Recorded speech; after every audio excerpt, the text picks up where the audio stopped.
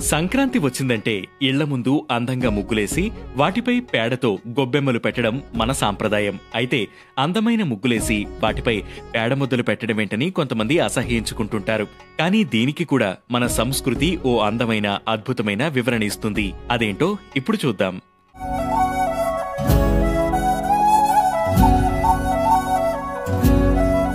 పేరెలా వచ్చిందంటే కొన్ని చోట్ల గొబ్బెమ్మను గౌరీమాతగా కొలుస్తారు. మరికొన్ని చోట్ల గొబ్బెమ్మను కాత్యాయని దేవిగా కూడా ఆరాధిస్తారు. ఇంకొన్ని చోట్ల సంక్రాంతిని కృష్ణుడి పండుగగా చెప్పుకుంటారు. అలా కృష్ణ భక్తులైన గోపెంబలు అనే పేరు నుంచి గొబ్బెమ్మలు అనే పేరు పుట్టింది.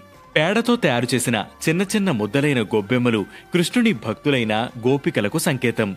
ఈ ముద్దల మీద కనిపించే రంగుల పూలరేఖలు, పసుపు కుంకుమలు పుణ్య స్త్రీలకు సంకేతం. అందుకే పేడ ముద్దలను గొబ్బెమ్మలుగా కొలుస్తూ పండగ రోజు వివిధ రంగులతో ముగ్గులు వేసి అందులో పెడతారు. వాటిని పసుపు కుంకుమ పూలతో అలంకరిస్తారు. ముగ్గు మధ్యలో పేడతో గొబ్బెమ్మలు పెట్టడం ద్వారా ఈ భూమి మీదున్న దేన్ని అసహ్యించుకోకూడదనే భావనను మనలో పెంపొందించడమే ఈ గొబ్బెమ్మ సాంప్రదాయం ఉద్దేశం.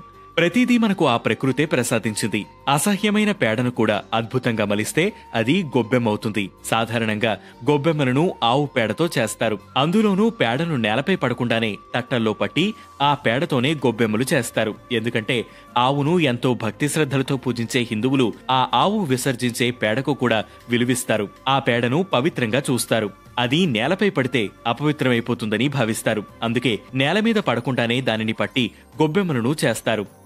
గొబ్బెమ్మలు చేసిన తర్వాత వాటిని ముగ్గు మధ్యలో పెట్టి గుమ్మడి పూలు, చామంతి పూలు, రేగి పండ్లతో అలంకరిస్తారు.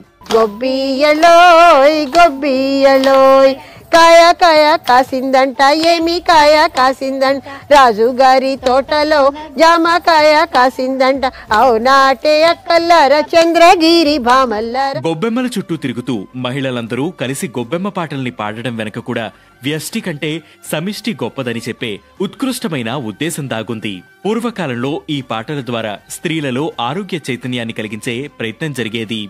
కాళ్లగజ్జి కంకాలమ్మ, వేగు చుక్క వెలగా మొగ్గ, చెమ్మాచెక్క చారిడేసి మొగ్గ వంటి పాటల్లో ఒక్కో జబ్బు